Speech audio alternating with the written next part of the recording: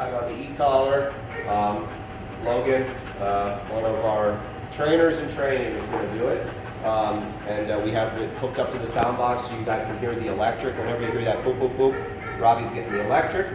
So what we're going to do now is we've already established where the dog feels the e-collar. Okay, so we're on the, we've already come up with its working level. We know where he feels it. What's that number, Logan? 5. 5. Okay, so we're on a 5 with the dog. All right? So what we're going to do now is we're going to start conditioning him to the e-collar. So Logan, if he blows by you, you know what to do. Then when he gets to you, mark chip and pull out some kibbles and give him some food. So give it a go. There we go. Robbie! Yeah, good boy. Robbie. Okay. Robbie. Mark chip Yeah. when he comes close. Yeah. Slow, bring it slow. He's thinking ball, so you don't want him to think you have the ball. Good. Right. Okay, again. Robbie! Yes, good. And for those of you wondering, the electric comes before the command, the way we train it. Okay, again. Robbie! Yeah.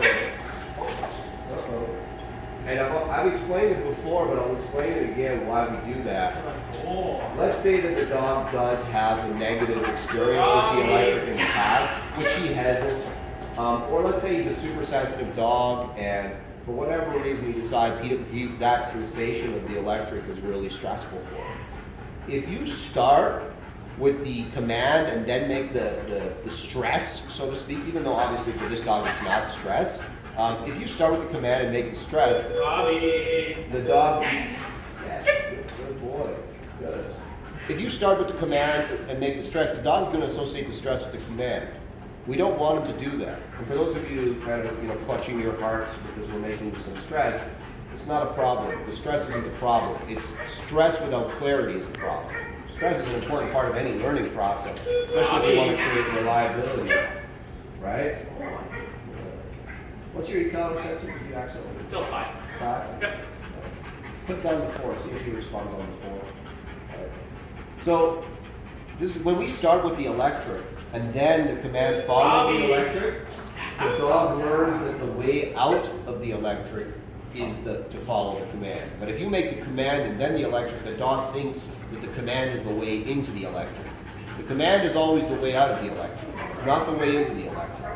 Right? And it's really important. Right now it's super low, like it's a tickle on the e-collar, okay? But when you have to go higher on the dog, let's say he's right there. What do you say? Sorry, we rolled down to 0. Okay, you can walk it too. Some go. At some point you are going to have to turn it up, especially with a dog like this. Yeah. And it's really important that when you turn it up, your dog comes to it from a place of understanding.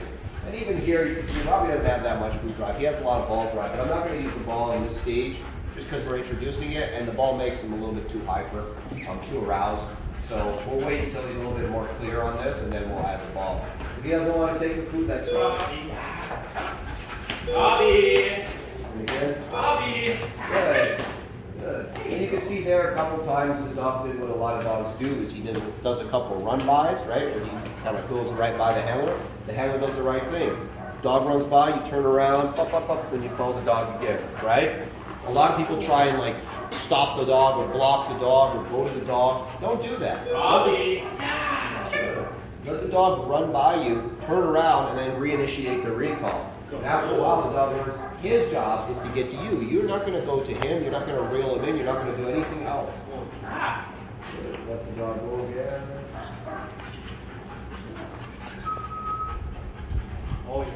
Now you know there's too many recalls in a row. So the next step for you will be to do it outside. And then, do one every so often. And now you can see the dog kind of is paying a little bit more attention to him because we've done a few recalls with him now. Turn it on. Good. Open the door. Call him through the door a few times. Let him go through. Just open the door. Yeah. Robbie! Okay, now do it. Robbie! Yeah, good boy! Robbie! Yeah, there you go. Good. Good. He's like, oh, food. Sorry. I hate food. All right, one more time. And for those of you that have dogs that rush through the door, Good boy. for those of you that have dogs that rush through the door, you know, this is the solution to that, right? Is you open the door and you teach the dog in and out of the door, right? A lot of dogs, you open that door. Robbie. Yeah, good boy. So we do a lot of recalls through the doorways here.